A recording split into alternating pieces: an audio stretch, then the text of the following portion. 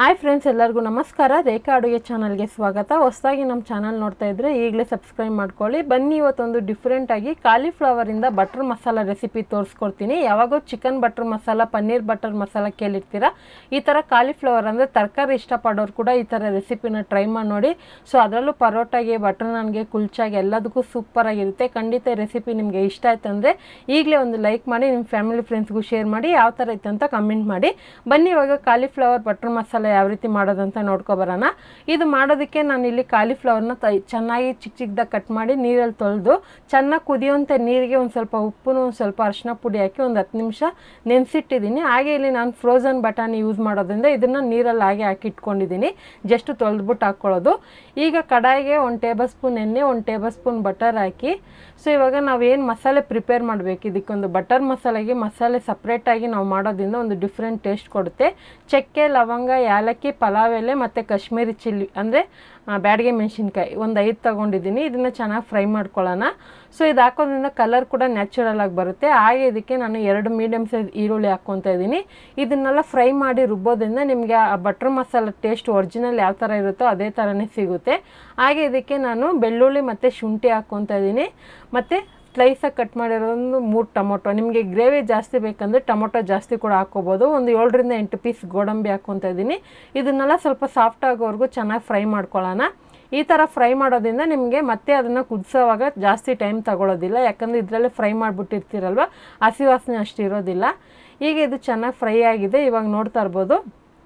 ಇದನ್ನು ಡೈರೆಕ್ಟಾಗಿ ಮಿಕ್ಸಿನಲ್ಲಿ ಪೇಸ್ಟ್ ಮಾಡೋಕೆ ಹಾಕೋಕೆ ಹೋಗಬೇಡಿ. ಒಂದು ಪ್ಲೇಟಲ್ಲಿ ಹಾಕಿ ಕಂಪ್ಲೀಟಾಗಿ ತಣ್ಣಗಾದ್ಮೇಲೆ ಆನಂತರ ಮಿಕ್ಸಿ ಜಾರ್ಗೆ ಹಾಕೋದು ರುಬ್ಬಿದ್ರೆ ನಿಮಗೆ ಈಸಿಯಾಗಿ ಚೆನ್ನಾಗಿ ನುಣ್ಣಗಾಗುತ್ತೆ. ಬಿಸಿ ಹಾಕಿ ರುಬ್ಬಿದಾಗ ಅದು ಟೇಸ್ಟ್ ಕೂಡ ಚೇಂಜ್ ಆಗುತ್ತೆ. ಸೊ ಅದನ್ನು ತಣ್ಣಗಾಗೋಷ್ಟರಲ್ಲಿ ನಾವು ಮತ್ತೆ ಅದೇ ಕಡಾಯಿಗೆ 1-2 ಟೇಬಲ್ ಸ್ಪೂನ್ ಬಟರ್ ಹಾಕ್ಕೊತಾ ಇದ್ದೀನಿ. ಈ ರೆಸಿಪಿಗೆ ಬಟರ್ ಯೂಸ್ ಮಾಡೋದ್ರಿಂದ ನಿಮಗೆ ಒರಿಜಿನಲ್ ಟೇಸ್ಟ್ ಸಿಗುತ್ತೆ.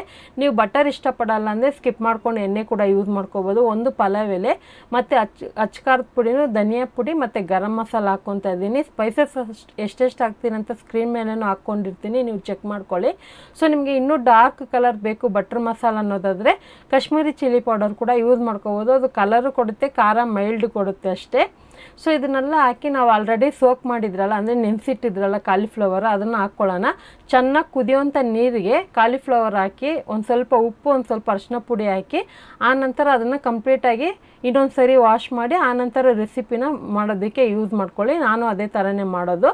ಸೊ ಇವಾಗ ಇದನ್ನು ಹಾಕ್ಕೊಂಡು ಚೆನ್ನಾಗಿ ಫ್ರೈ ಮಾಡ್ಕೊಳ್ಳೋಣ. ಈ ಥರ ಮಾಡೋದ್ರಿಂದ ನಿಮಗೆ ತರಕಾರಿ ಕೂಡ ಸ್ವಲ್ಪ ಇವಾಗೆ ಒಂದು 2 ರಿಂದ 3 ನಿಮಿಷಕ್ಕೆ ಒಂದು 1/4 ಭಾಗದಷ್ಟು ಬೆಂದಂಗೆ ಆಗುತ್ತೆ. ಯಾಕಂದರೆ ಬಿಸಿನೀರಲ್ಲೂ ಬೆಂದಂಗೆ ಆಗಿರುತ್ತೆ. ಸೊ ಕಾಲಿಫ್ಲವರ್ ತುಂಬ ದಪ್ಪಾಗಿದ್ದರೆ ನೀವು ಅಷ್ಟು ತಿನ್ನೋದಕ್ಕೂ ಬೇಗನೆ ಬೇಯೋದಿಲ್ಲ, ಟೈಮ್ ಜಾಸ್ತಿ ತಗೊಳುತ್ತೆ. ಚಿಕ್ಕದಾಗಿ ಕಟ್ ಮಾಡಿದ್ರೆ ನಿಮಗೆ ಬೇಗನೆ ಕೂಡ ಬೇಯುತ್ತೆ, ಟೈಮ್ ಕೂಡ ಕಡಿಮೆನಲ್ಲೇ ಆಗೋಗುತ್ತೆ.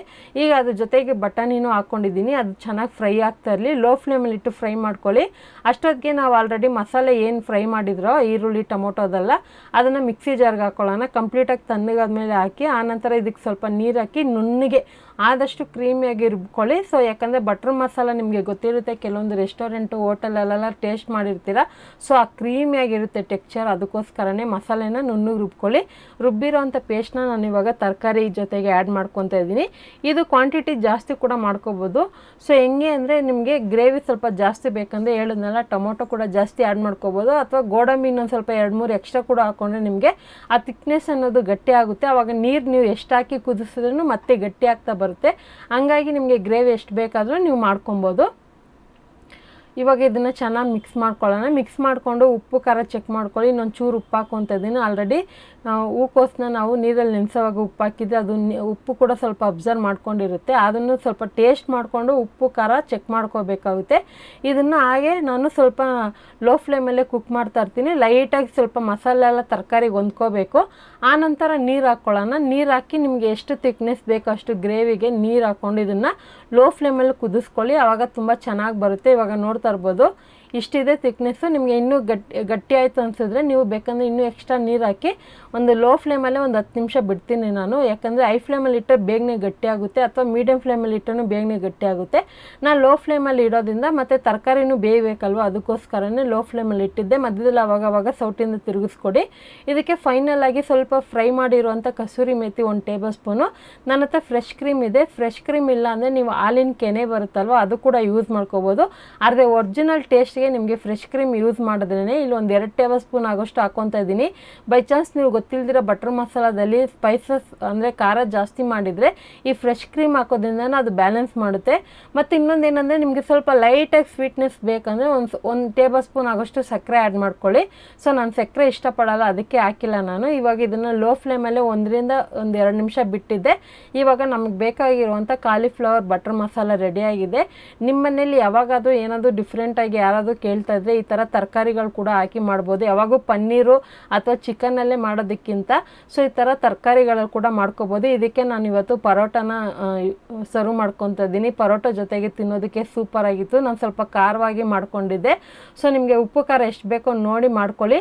ಅಥವಾ ನಿಮಗೆ ಪನ್ನೀರಲ್ಲಿ ಚಿಕನಲ್ಲಿ ಬೇಕಂದರೆ ಆಲ್ರೆಡಿ ರೆಸಿಪಿ ಹಾಕಿದ್ದೀನಿ, ಒಂದ್ಸರಿ ಚೆಕ್ ಮಾಡಿ. ಆದರೆ ಇವತ್ತು ಮಾಡಿರುವಂಥ ಈ ರೆಸಿಪಿ ನಿಮಗೆ ಇಷ್ಟ ಆಗಿದೆ ಅನ್ಕೊತೀನಿ. ಇಷ್ಟ ಆಗಿದೆ ನೀವು ಮನೇಲಿ ಇದೇ ಥರ ಟ್ರೈ ಮಾಡಿ. ನಿಮ್ಗೆ ಯಾವ ಥರ ಬಂತು ಅನ್ನೋದನ್ನ ಕಮೆಂಟ್ ಮೂಲಕ ತಿಳಿಸಿ. ಇವತ್ತಿನ ರೆಸಿಪಿ ಇಷ್ಟ ಆಯ್ತು ಅಂದರೆ ಲೈಕ್ ಮಾಡಿ, ಶೇರ್ ಮಾಡಿ, ರೇಖಾ ಅಡುಗೆ ಚಾನಲ್ನ ಸಬ್ಸ್ಕ್ರೈಬ್ ಮಾಡ್ಕೊಳ್ಳಿ. ಈ ವಿಡಿಯೋ ನೋಡಿದ್ದಕ್ಕಾಗಿ ಎಲ್ಲರಿಗೂ ಧನ್ಯವಾದಗಳು.